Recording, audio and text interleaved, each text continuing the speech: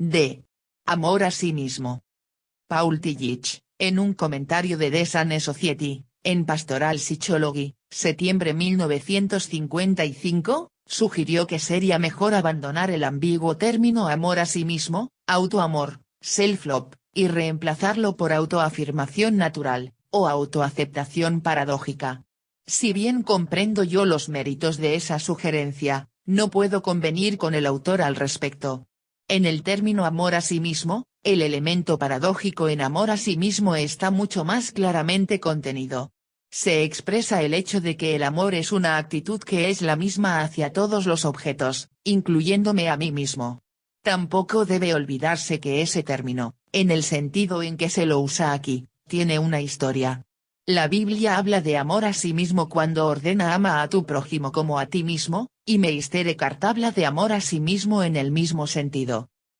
Si bien la aplicación del concepto del amor a diversos objetos no despierta objeciones, es creencia común que amar a los demás es una virtud, y amarse a sí mismo un pecado. Se supone que en la medida en que me amo a mí mismo, no amo a los demás, que amor a sí mismo es lo mismo que egoísmo. Tal punto de vista se remonta a los comienzos del pensamiento occidental.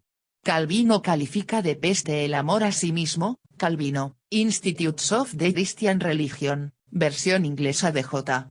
Ibaugh, Filadelfia, Presbyterian Board of Christian Education, 1928, Capítulo 7, parte 4, página 622. Freud habla del amor a sí mismo en términos psiquiátricos, pero no obstante, su juicio valorativo es similar al de Calvino. Para él, amor a sí mismo se identifica con narcisismo, es decir, la vuelta de la libido hacia el propio ser. El narcisismo constituye la primera etapa del desarrollo humano, y la persona que en la vida adulta regresa a su etapa narcisista, es incapaz de amar, en los casos extremos, es insano. Freud sostiene que el amor es una manifestación de la libido, y que ésta puede dirigirse hacia los demás amor o hacia uno amor a sí mismo. Amor y amor a sí mismo, entonces, se excluyen mutuamente en el sentido de que cuanto mayor es uno, menor es el otro. Si el amor a sí mismo es malo, se sigue que la generosidad es virtuosa. Surgen los problemas siguientes. La observación psicológica sustenta la tesis de que hay una contradicción básica entre el amor a sí mismo y el amor a los demás. ¿Es el amor a sí mismo un fenómeno similar al egoísmo, o son opuestos? Y, ¿es el egoísmo del hombre moderno realmente una preocupación por sí mismo como individuo, con todas sus potencialidades intelectuales, emocionales y sensuales? ¿No se ha convertido él en un apéndice de su papel económico-social? ¿Es su egoísmo idéntico al amor a sí mismo, o es la causa de la falta de este último? Antes de comenzar el examen del aspecto psicológico del egoísmo y del amor a sí mismo, debemos destacar la falacia lógica que implica la noción de que el amor a los demás y el amor a uno mismo se excluyen recíprocamente. Si es una virtud amar al prójimo como a uno mismo, debe serlo también y no un vicio que me ame a mí mismo, puesto que también yo soy un ser humano. No hay ningún concepto del hombre en el que yo no esté incluido. Una doctrina que proclama tal exclusión demuestra ser intrínsecamente contradictoria. La idea expresada en el bíblico ama a tu prójimo como a ti mismo, implica que el respeto por la propia integridad y unicidad, el amor y la comprensión del propio sí mismo, no pueden separarse del respeto, el amor y la comprensión del otro individuo. El amor a sí mismo está inseparablemente ligado al amor a cualquier otro ser. Hemos llegado ahora a las premisas psicológicas básicas que fundamentan las conclusiones de nuestro argumento. En términos generales, dichas premisas son las siguientes: no solo los demás, sino nosotros mismos, somos objeto de nuestros sentimientos y actitudes. Las actitudes para con los demás y para con nosotros mismos, lejos de ser contradictorias, son básicamente conjuntivas. En lo que toca al problema que examinamos, eso significa, el amor a los demás y el amor a nosotros mismos no son alternativas. Por el contrario, en todo individuo capaz de amar a los demás se encontrará una actitud de amor a sí mismo. El amor, en principio, es indivisible en lo que atañe a la conexión entre los objetos y el propio ser. El amor genuino constituye una expresión de la productividad, y entraña cuidado, respeto, responsabilidad y conocimiento. No es un afecto en el sentido de que alguien nos afecte, sino un esforzarse activo arraigado en la propia capacidad de amar y que tiende al crecimiento y la felicidad de la persona amada. Amar a alguien es la realización y concentración del poder de amar. La afirmación básica contenida en el amor se dirige hacia la persona amada como una encarnación de las cualidades esencialmente humanas. Amar a una persona implica amar al hombre como tal. El tipo de división del trabajo, como lo llamó William James, que consiste en amar a la propia familia pero ser indiferente al extraño, es un signo de una incapacidad básica de amar. El amor al hombre no es, como a menudo se supone, una abstracción que sigue al amor a una persona específica, sino que constituye su premisa, aunque genéticamente se adquiera al amar a individuos específicos. De ello se deduce que mi propia persona debe ser un objeto de mi amor al igual que lo es otra persona.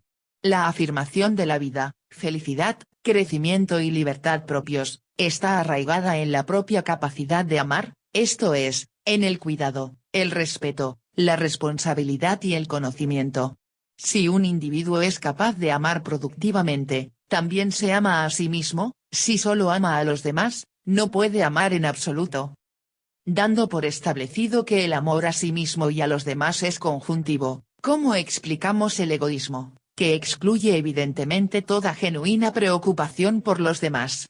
La persona egoísta solo se interesa por sí misma, desea todo para sí misma, no siente placer en dar, sino únicamente en tomar.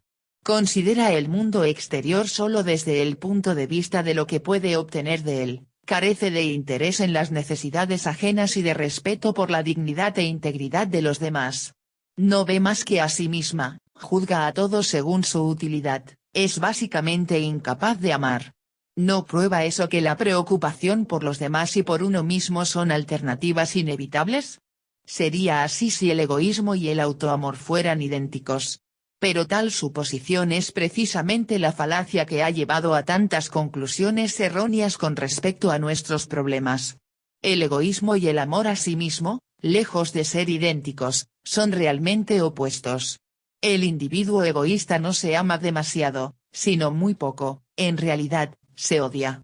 Tal falta de cariño y cuidado por sí mismo, que no es sino la expresión de su falta de productividad, lo deja vacío y frustrado. Se siente necesariamente infeliz y ansiosamente preocupado por arrancar a la vida las satisfacciones que él se impide obtener. Parece preocuparse demasiado por sí mismo, pero, en realidad, solo realiza un fracasado intento de disimular y compensar su incapacidad de cuidar de su verdadero ser. Freud sostiene que el egoísta es narcisista, como si negara su amor a los demás y lo dirigiera hacia sí. Es verdad que las personas egoístas son incapaces de amar a los demás, pero tampoco pueden amarse a sí mismas. Es más fácil comprender el egoísmo comparándolo con la ávida preocupación por los demás, como la que encontramos, por ejemplo, en una madre sobreprotectora. Si bien ella cree conscientemente que es en extremo cariñosa con su hijo, en realidad tiene una hostilidad hondamente reprimida contra el objeto de sus preocupaciones. Sus cuidados exagerados no obedecen a un amor excesivo al niño, sino a que debe compensar su total incapacidad de amarlo. Esta teoría de la naturaleza del egoísmo surge de la experiencia psicoanalítica con la generosidad neurótica, un síntoma de neurosis observado en no pocas personas, que habitualmente no están perturbadas por ese síntoma, sino por otros relacionados con él, como depresión, fatiga, incapacidad de trabajar, fracaso en las relaciones amorosas, etc. No solo ocurre que no consideran esa generosidad como un síntoma, frecuentemente es el único rasgo caracterológico redentor del que esas personas se enorgullecen. La persona generosa no quiere nada para sí misma, solo vive para los demás, está orgullosa de no considerarse importante. Le intriga descubrir que, a pesar de su generosidad, no es feliz, y que sus relaciones con los más íntimos allegados son insatisfactorias. La labor analítica demuestra que esa generosidad no es algo aparte de los otros síntomas, sino uno de ellos. De hecho, muchas veces es el más importante, que la capacidad de amar o de disfrutar de esa persona está paralizada, que está llena de hostilidad hacia la vida y que, detrás de la fachada de generosidad, se oculta un intenso egocentrismo, sutil, pero no por ello menos intenso. Esa persona solo puede curarse si también su generosidad se interpreta como un síntoma junto con los demás, de modo que su falta de productividad, que está en la raíz de su generosidad y de las otras perturbaciones, pueda corregirse. La naturaleza de esa generosidad se torna particularmente evidente en su efecto sobre los demás y, con mucha frecuencia en nuestra cultura, en el efecto que la madre generosa ejerce sobre sus hijos. Ella cree que, a través de su generosidad, sus hijos experimentarán lo que significa ser amado y aprenderán, a su vez, a amar. Sin embargo, el efecto de su generosidad no corresponde en absoluto a sus expectaciones. Los niños no demuestran la felicidad de personas convencidas de que se los ama, están angustiados, tensos, temerosos de la desaprobación de la madre y ansiosos de responder a sus expectativas. Habitualmente, se sienten afectados por la oculta hostilidad de la madre contra la vida, que sienten, pero sin percibirla con claridad, y, eventualmente, se empapan de ella.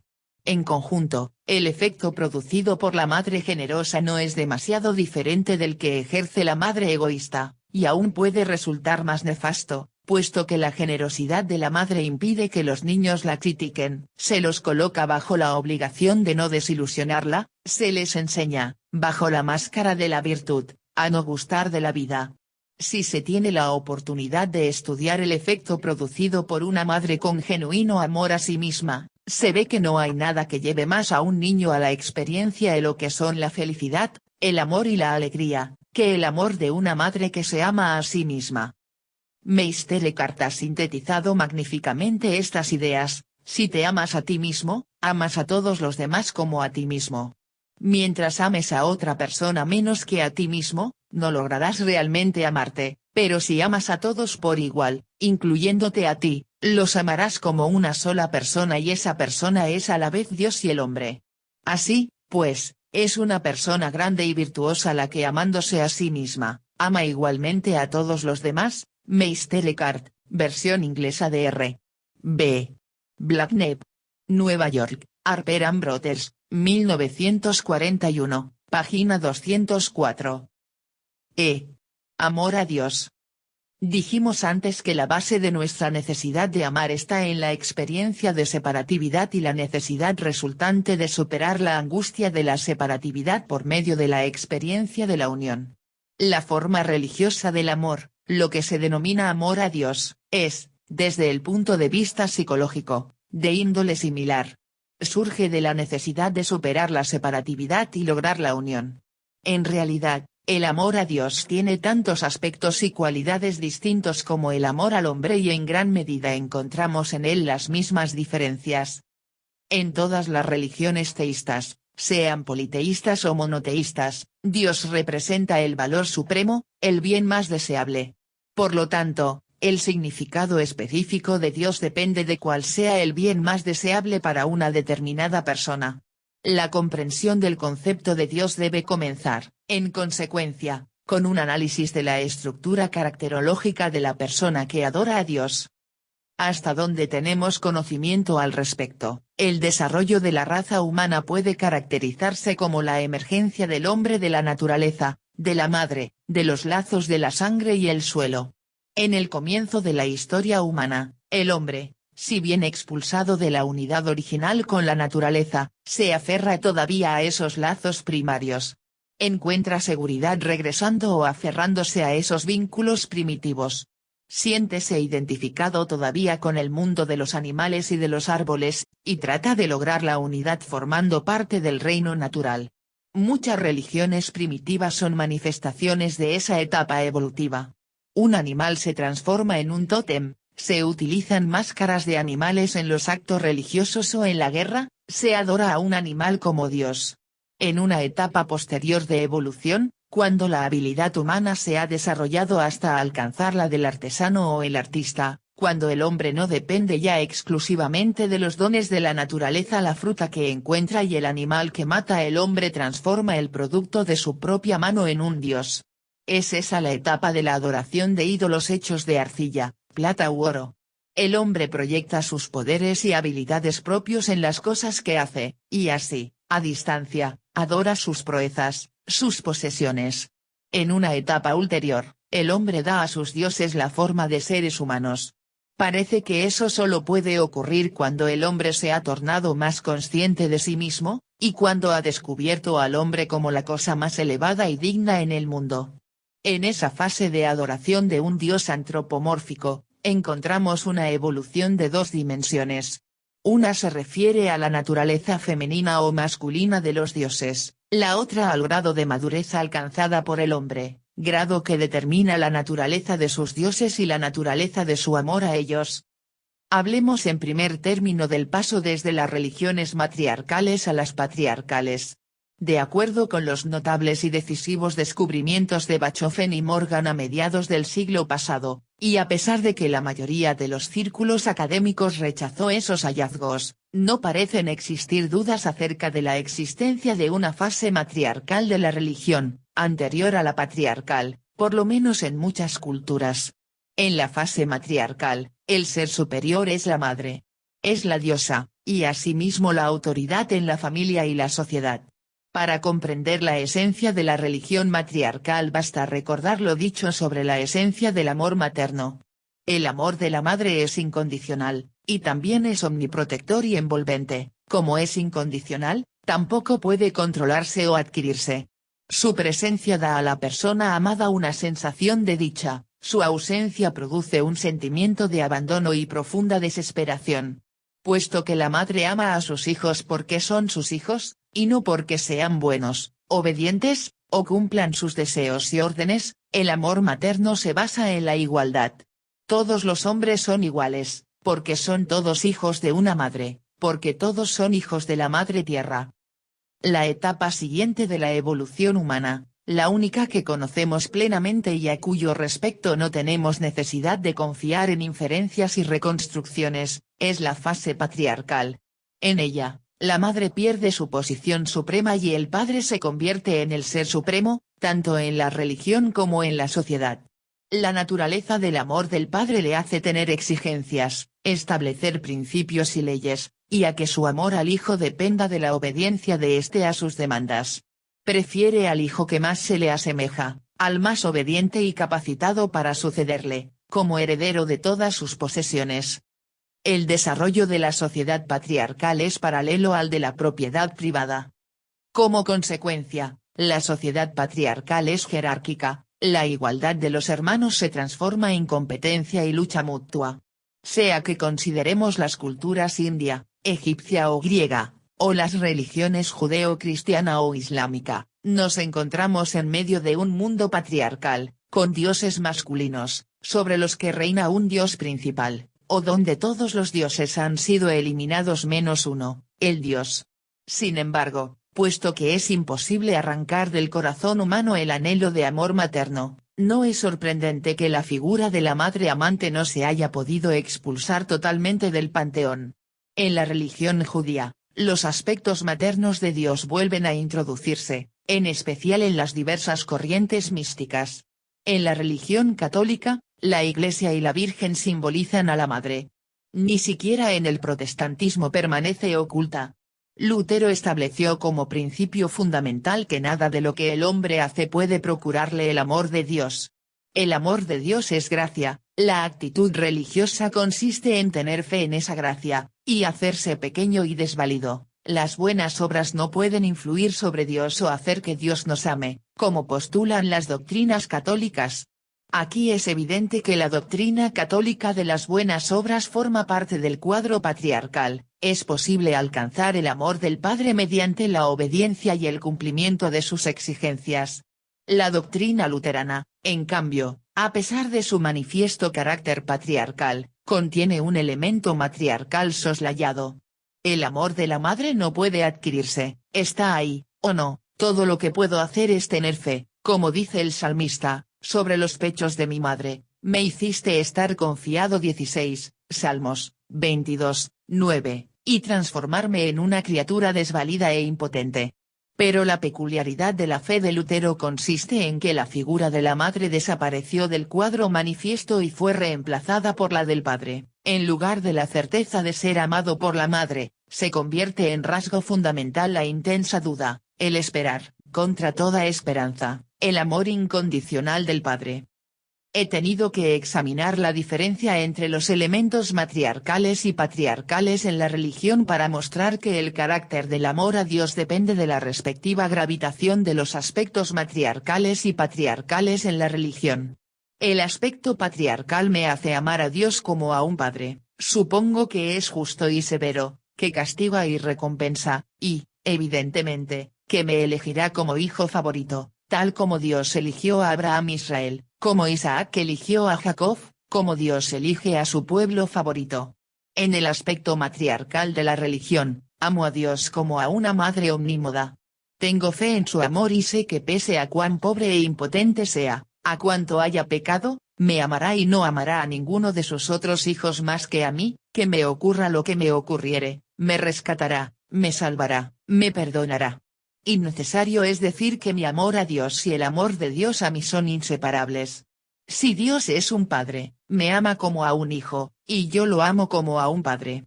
Si Dios es una madre, este hecho determina su amor y mi amor.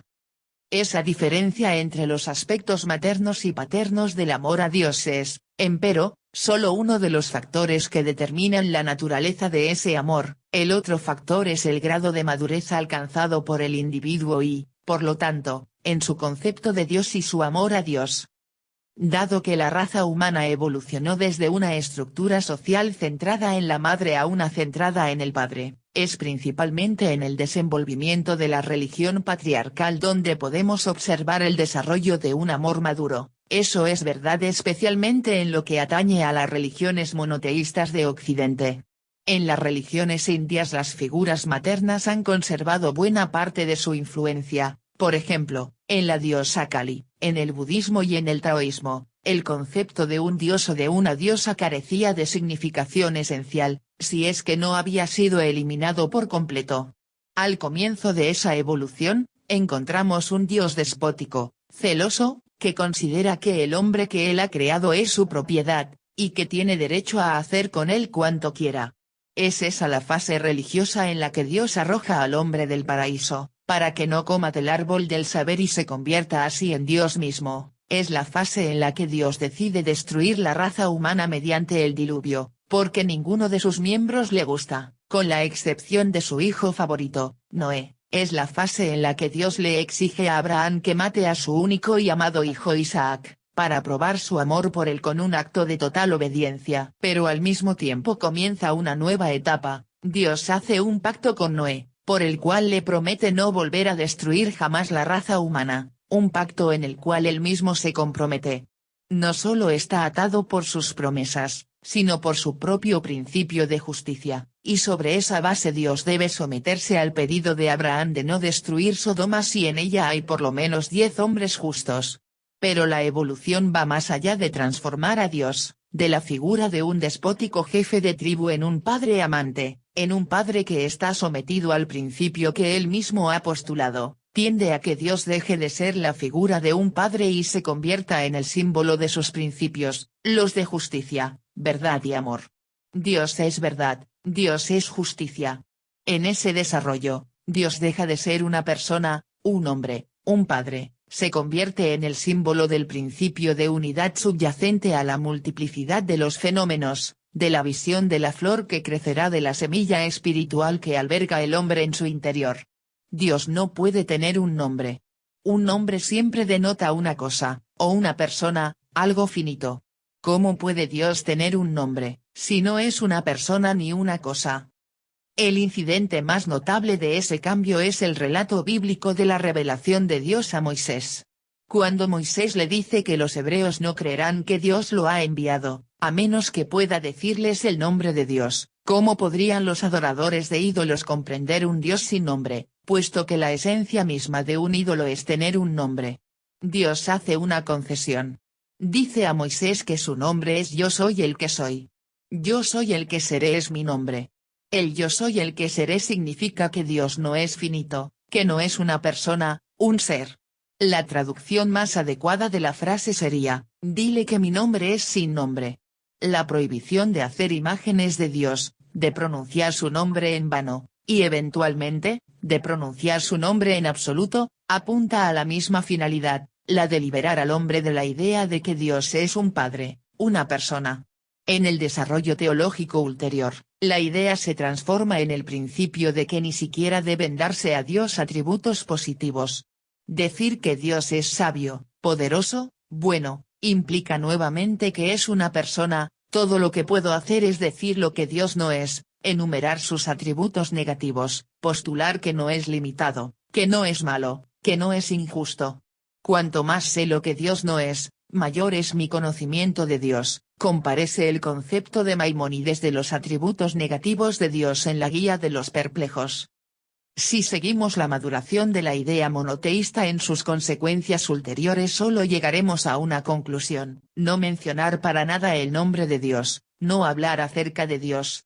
Dios se convierte entonces en lo que es potencialmente en la teología monoteísta, el uno sin nombre, un balbuceo inexpresable, que se refiere a la unidad subyacente al universo fenoménico, la fuente de toda existencia. Dios se torna verdad, amor, justicia.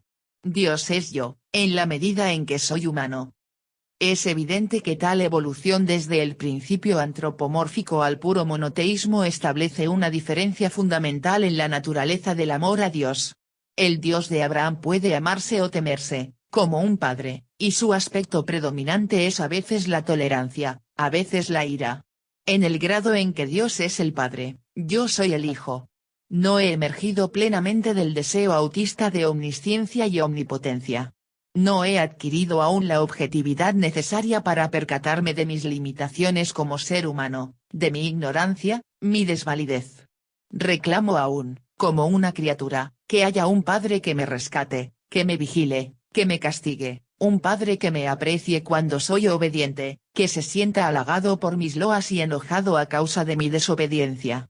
Es notorio que la mayoría de la gente no ha superado, en su evolución personal, esa etapa infantil, y de ahí que su fe en Dios signifique creer en un Padre protector, una ilusión infantil. Esta sigue siendo la forma predominante, a pesar del hecho de que algunos grandes maestros de la raza humana y un pequeño número de hombres hayan superado ese concepto de la religión. En la medida en que las cosas son así, la crítica de la idea de Dios, tal como la expresó Freud, es correcta. El error, sin embargo, está en el hecho de que no tuvo en cuenta el otro aspecto de la religión monoteísta, y su verdadero núcleo, cuya lógica lleva exactamente a la negación de este concepto de Dios. La persona verdaderamente religiosa, que capta la esencia de la idea monoteísta, no reza por nada, no espera nada de Dios, no ama a Dios como un niño a su padre o a su madre, ha adquirido la humildad necesaria para percibir sus limitaciones, hasta el punto de saber que no sabe nada acerca de Dios. Dios se convierte para ella en un símbolo en el que el hombre, en una etapa más temprana de su evolución, ha expresado la totalidad de lo que se esfuerza por alcanzar, el reino del mundo espiritual, del amor, la verdad, la justicia. Tiene fe en los principios que Dios representa, piensa la verdad, vive el amor y la justicia, y considera que su vida toda es valiosa solo en la medida en que le da la oportunidad de llegar a un desenvolvimiento cada vez más pleno de sus poderes humanos como la única realidad que cuenta, el único objeto de fundamental importancia, y, eventualmente, no habla de Dios ni siquiera menciona su nombre. Amar a Dios, si usara esa palabra, significaría entonces anhelar el logro de la plena capacidad de amar, para la realización de lo que Dios representa en uno mismo. Desde ese punto de vista, la consecuencia lógica del pensamiento monoteísta es la negación de toda teología, de todo conocimiento de Dios. No obstante, sigue habiendo una diferencia entre tan radical concepción no teológica y un sistema no teísta, por ejemplo, en el budismo primitivo o en el taoísmo.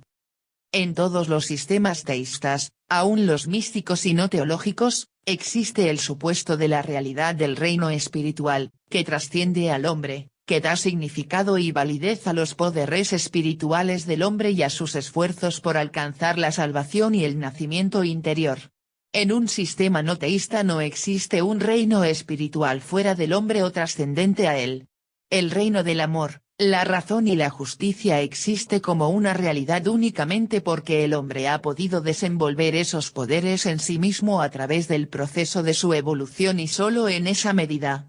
En tal concepción, la vida no tiene otro sentido que el que el hombre le da, el hombre está completamente solo, salvo en la medida en que ayuda a otro.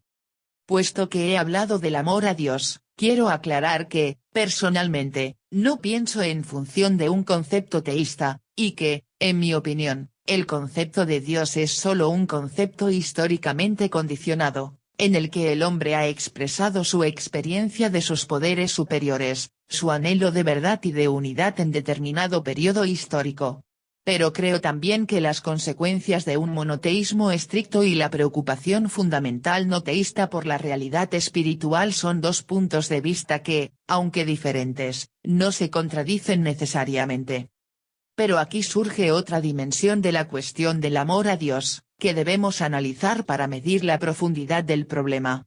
Me refiero a una diferencia fundamental en la actitud religiosa entre Oriente, China e India, y el Occidente. Diferencia que cabe expresar en función de conceptos lógicos. Desde Aristóteles, el mundo occidental ha seguido los principios lógicos de la filosofía aristotélica. Esa lógica se basa en el principio de identidad que afirma que a esa, el principio de contradicción, a no es no a, y el principio del tercero excluido, a no puede ser a y no a, tampoco a ni no a. Aristóteles explica claramente su posición en el siguiente pasaje: es imposible que una misma cosa simultáneamente pertenezca y no pertenezca a la misma cosa y en el mismo sentido, sin perjuicio de otras determinaciones que podrían agregarse para enfrentar las objeciones lógicas. Este es, entonces, el más cierto de todos los principios. Aristóteles, Metafísica, libro 3, 1005b, 20. Este axioma de la lógica aristotélica está tan hondamente arraigado en nuestros hábitos de pensamiento que se siente como natural y autoevidente, mientras que, por otra parte, la confirmación de que X es A y no es A parece insensata. Desde luego, la afirmación se refiere al sujeto X en un momento dado, no a X ahora y a X más tarde, o a un aspecto de X frente a otro aspecto. En oposición a la lógica aristotélica, existe la que podríamos llamar lógica paradójica, que supone que A y no A no se excluyen mutuamente como predicados de X. La lógica paradójica predominó en el pensamiento chino e indio, en la filosofía de Heráclito, y posteriormente, con el nombre de dialéctica, se convirtió en la filosofía de Hegel y de Marx. Lao Tse formuló claramente el principio general de la lógica paradójica: las palabras que son estrictamente verdaderas parecen ser paradójicas. Lao Tse, de Tao Te Ching, The Sacred Books of the East, ed. Por F. Max Weyer, Vol. 6, Londres, Oxford University Press, 1927, página 120. Y Chuan Tzu, lo que es uno es uno. Aquello que es no uno, también es uno. Tales formulaciones de la lógica paradójica son positivas, es y no es. Otras son negativas, no es esto ni aquello. Encontramos la primera expresión en el pensamiento taoísta, en Heráclito y en la dialéctica de Hegel. La segunda formulación es frecuente en la filosofía india. Aunque estaría más allá de los propósitos de este libro intentar una descripción más detallada de la diferencia entre la lógica aristotélica y la paradójica, mencionaré unos pocos ejemplos para hacer más comprensible el principio. La lógica paradójica tiene en Heráclito su primera manifestación filosófica en el pensamiento occidental. Heráclito afirma que el conflicto entre los opuestos es la base de toda existencia. Ellos no comprenden, dice, que el uno total, divergente en sí mismo, es idéntico a sí mismo, armonía de tensiones opuestas, como en el arco y en la lira. W. Capelle, Die Socratiker, Stuttgart, Alfred Kroener-Verlag, 1953, página 134, mi traducción, E.F. O aún con mayor claridad, nos bañamos en el mismo río y, sin embargo, no en el mismo, somos nosotros y no somos nosotros, y Bidem, página 132. O bien, uno y lo mismo se manifiesta en las cosas como vivo y muerto, despierto y dormido, joven y viejo. Y Bidem, página 133. En la filosofía de Lao Tse la misma idea exprésase en una forma más poética. Un ejemplo característico del pensamiento paradójico taoísta es el siguiente: la gravedad es la raíz de la liviandad, la quietud es la rectora del movimiento. Mueller, Op. Cit. Página 69. O bien, el Tao en su curso regular no hace nada y, por lo tanto, no hay nada que no haga, y Bidem, página 79. O bien, mis palabras son muy fáciles de conocer y muy fáciles de practicar, pero no hay nadie en el mundo capaz de conocerlas y practicarlas, y Bidem, página 112. En el pensamiento taoísta, así como en el pensamiento indio y socrático, el nivel más alto al que puede conducirnos el pensamiento es conocer lo que no conocemos, conocer y, no obstante, pensar que no conocemos es el más alto logro, no conocer, y sin embargo pensar que conocemos es una enfermedad, y Bidem, página 113. Que el Dios Supremo no pueda nombrarse no es sino una consecuencia de esa filosofía. La realidad final, lo uno fundamental, no puede encerrarse en palabras o en pensamientos. Como dice Lao Tse, el Tao que puede ser hallado, no es el Tao permanente y estable. El nombre que puede nombrarse no es el nombre permanente y estable, y Bidem, página 47. O, en una formulación distinta, lo miramos y no lo vemos, y lo llamamos el ecuable. Lo escuchamos y no lo oímos, y lo llamamos el inaudible. Tratamos de captarlo, y no logramos hacerlo, y lo nombramos el sutil. Con estas tres cualidades no puede ser sujeto de descripción, y por eso las fundimos y obtenemos el uno, y Bidem, página 57. Y aún otra formulación de la misma idea: el que conoce, el Tao, no, necesita, hablar, sobre él, el que está, siempre dispuesto a, hablar sobre él no lo conoce. Y Bidem, página 100. La filosofía brahmánica se preocupaba por la relación entre la multiplicidad de los fenómenos, y la unidad, Brahma. Pero la filosofía paradójica no debe confundirse en la India ni en la China con un punto de vista dualista. La armonía, unidad, consiste en la posición conflictual que la constituye. El pensamiento brahmánico desde el principio giró alrededor de la paradoja de los antagonismos simultáneos y no obstante identidad de las fuerzas y formas manifiestas del mundo fenoménico. H. R.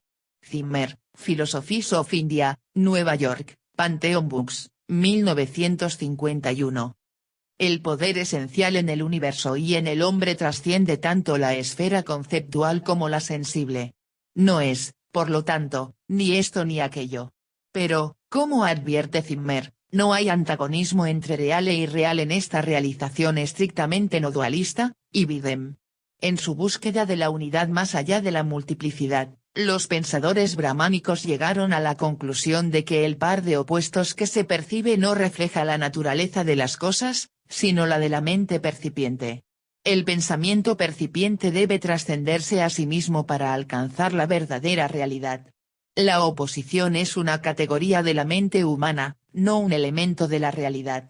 En el Rig Veda, el principio se expresa en la siguiente forma: yo soy los dos, la fuerza vital y el material vital, los dos a la vez.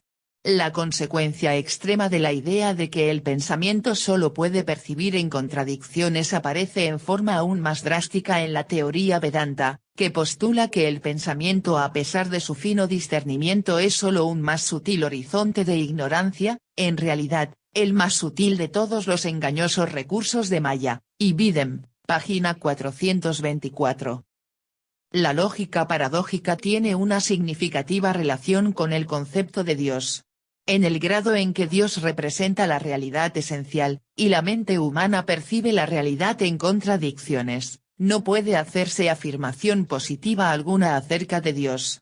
En los Vedas, La idea de un Dios omnisapiente y omnipotente se considera la forma más extrema de ignorancia. Ibidem, página 424. Vemos aquí la conexión con la falta de nombre del Tao, el nombre innominado del Dios que se revela a Moisés, la nada absoluta de Meister Eckhart. El hombre solo puede conocer la negación, y nunca la posición de la realidad esencial. Mientras tanto, el hombre no puede conocer lo que Dios es, aunque tenga plena conciencia de lo que Dios no es. Así satisfecha con nada, la mente clama el bien supremo. Meister Eckhart, Nueva York, Harper and Brothers, 1941, página 114. Para Meister Eckhart, el divino es una negación de las negaciones, y una negativa de las negativas. Todas las criaturas contienen una negación, una niega que es la otra. Ibidem, página 247.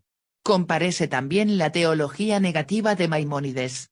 Es tan solo como una consecuencia ulterior que Dios se convierte para Meister Eckhart en la nada absoluta, tal como la realidad esencial es el Ein Sof, lo sin fin, para la Cábala.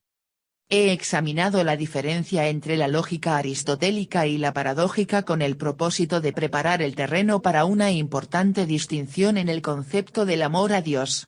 Los maestros de la lógica paradójica afirman que el hombre puede percibir la realidad solo en contradicciones, y que su pensamiento es incapaz de captar la realidad unidad esencial, lo uno mismo.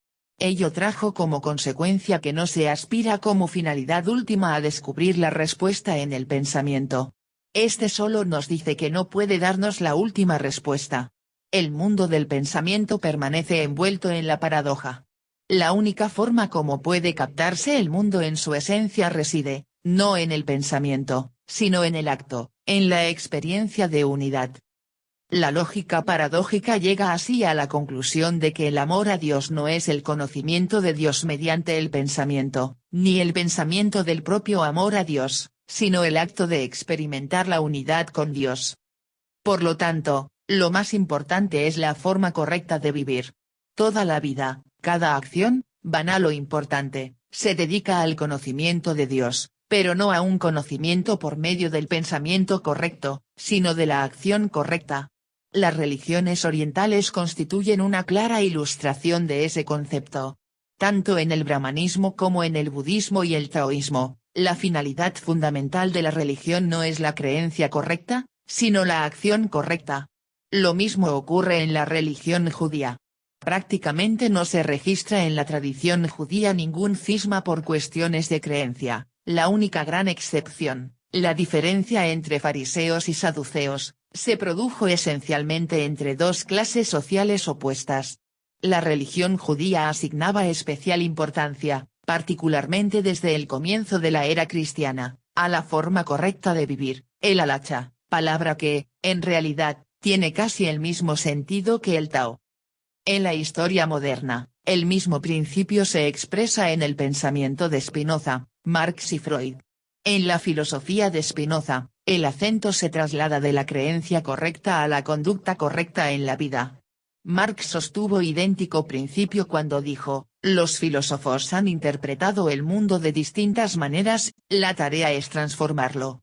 La lógica paradójica de Freud lo llevó al proceso de la terapia psicoanalítica, la experiencia cada vez más profunda de uno mismo. Desde el punto de vista de la lógica paradójica, lo fundamental no es el pensamiento, sino el acto. Tal actitud tiene diversas otras consecuencias. En primer término, llevó a la tolerancia que encontramos en el desarrollo religioso indio y chino. Si el pensamiento correcto no constituye la última verdad ni la forma de lograr la salvación, no hay razones que justifiquen el oponerse a los que han arribado a formulaciones distintas. Esa tolerancia está bellamente expresada en la historia de varios hombres a quienes se pidió que describieran un elefante en la oscuridad.